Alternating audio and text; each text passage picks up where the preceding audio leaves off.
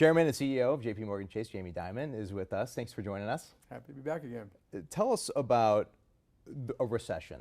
No one knows if we're heading into one. Right. What's your gauge on the economy? Do you believe it's strong?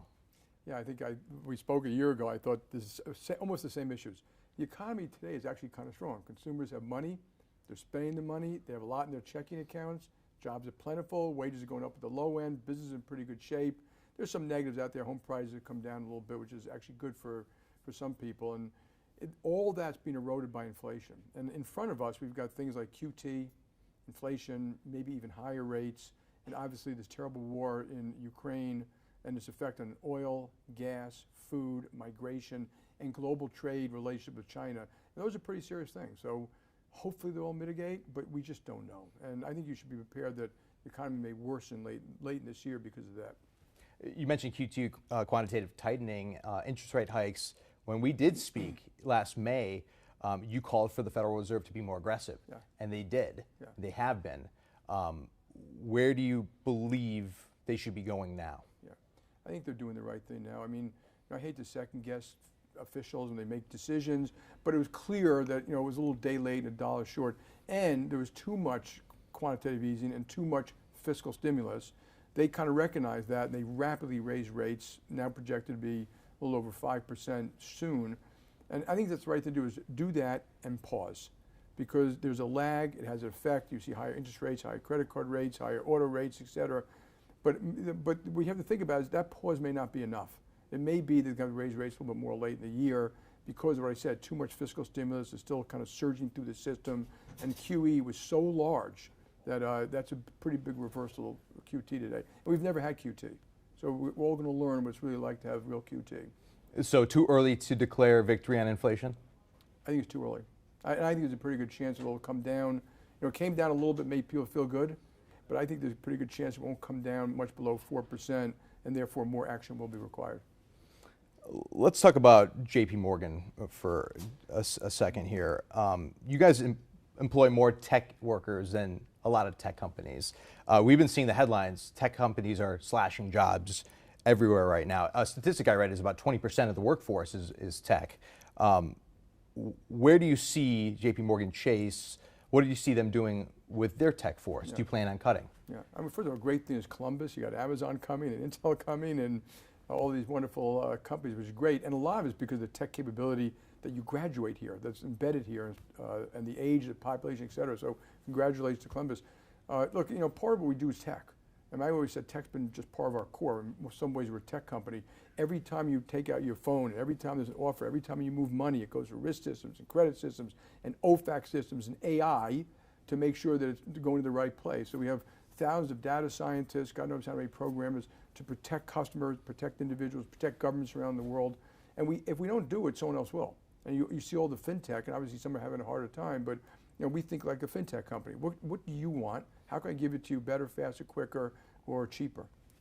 So will any of those jobs be protected or cut?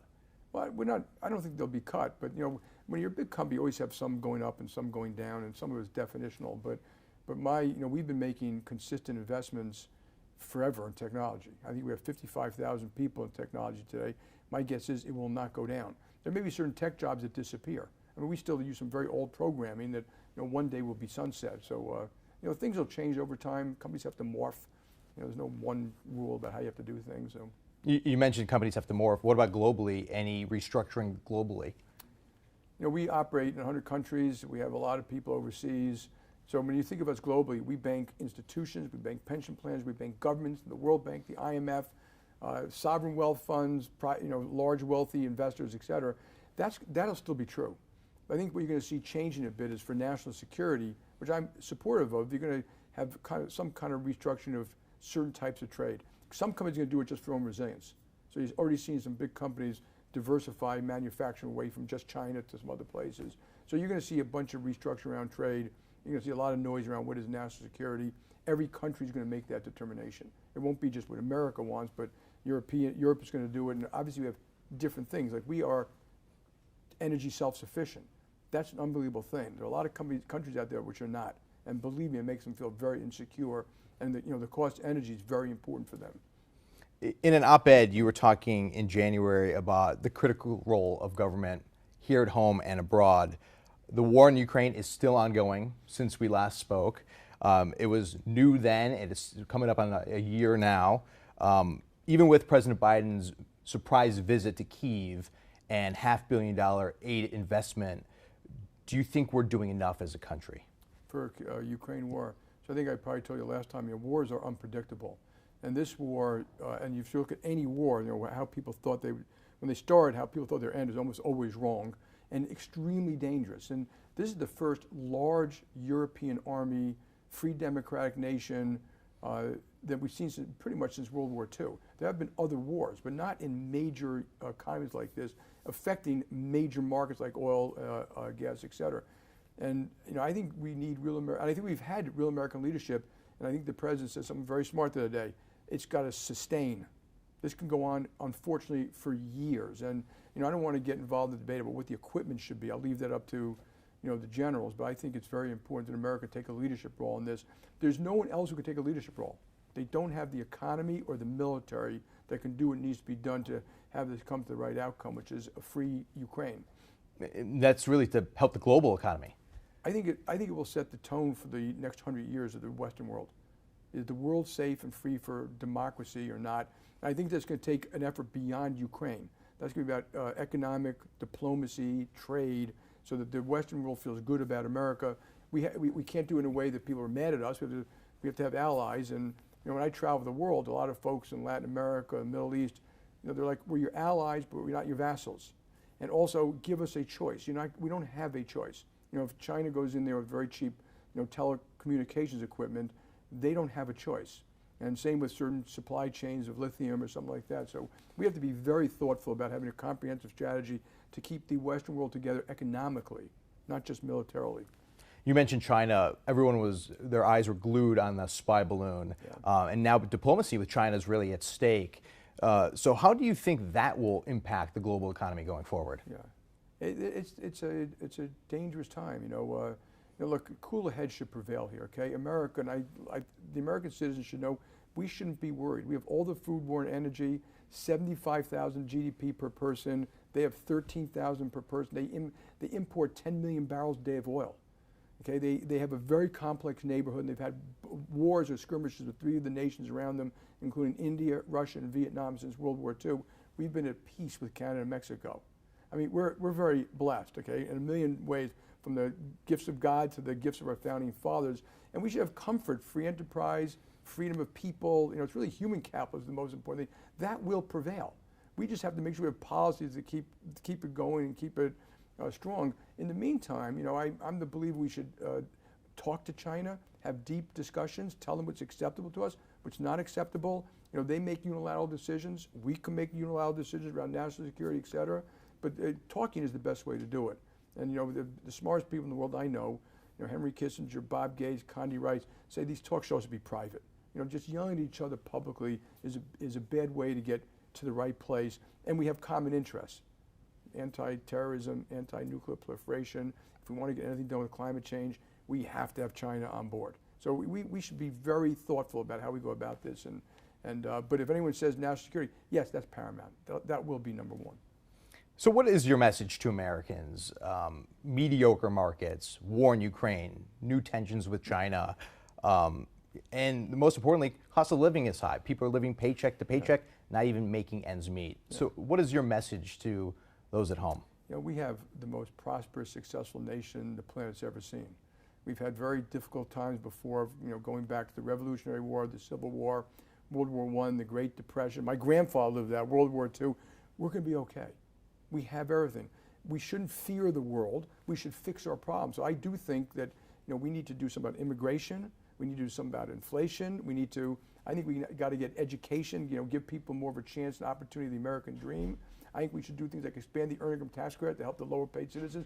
I think there are a tremendous amount of things we can do to help ourselves, help our economy, reduce the fraying of the American dream, invest in our military, and do a better job with diplomacy overseas. And it will have another American century. And I'm pretty comfortable we will, because this is the most resilient country the world's ever seen too. Do you think with the current political divide right now, we could accomplish any of that? I'm hopeful. I read a lot of history, and we've had this political divide before, and then someone comes along and changes it. So I'm hopeful. I don't know, but the things I said about the strengths of America: freedom of speech, freedom of religion, freedom of enterprise, capability, innovation. It's unparalleled, and Americans should understand. You travel the world, you don't see that much of that. Let's talk investment here in Central Ohio. You mentioned Amazon, Intel. Big things are happening for the Columbus area right now. What's JPMorgan Chase doing? Yeah, well, we've been. I remember coming here 22 years ago, right after Bank One. Right after I took over Bank One, and they wanted me to move the headquarters back here, and I said I can't do that. But I said, but if I do a good job, which I'm going to do, I'm devoted to doing. So help me God, we'll do a better job for Columbus. And so now we have 20,000 employees here. I think back then it was like 7,000 or 8,000. It's everything. It's data. It's scientists. It's AI. It's marketing. It's digital. It's consumer. What we do here in this place, it serves the country, and in some cases the whole world. So this has been a fabulous home for us. And I think if you look at Ohio, I was with the governor last night. He's done a great job making it pro-business and pro-job, and get people there. Universities, you have Iowa State University and lots of other town universities. If you do those things well, look what happens. The dream comes true, and you're getting it here. And it's also become a hugely diverse part of the country. So when I first came here, that wasn't true, but now I think I read that almost 100% of the added jobs you had here are diverse. And so if you look at our population, if you walk around, you'll be shocked that it's a rainbow. It looks fabulous. So what are you hearing from Wall Street? What are you hearing from Silicon Valley about Central Ohio? It's kind of booming. I mean, you don't get Intel. I've got the number like $20 billion or $30 billion. Mm-hmm. Amazon to buy 400 acres here. It's kind of booming, which is great for the people here, and it'll be great for jobs and great for the economy. And if I were you guys, keep it up. I think other states should learn what to do and what not to do by looking at the Ohio policies. Well, Mr. Dimon, thank you for your time. Thank you. Enjoyed it very much. Thank you.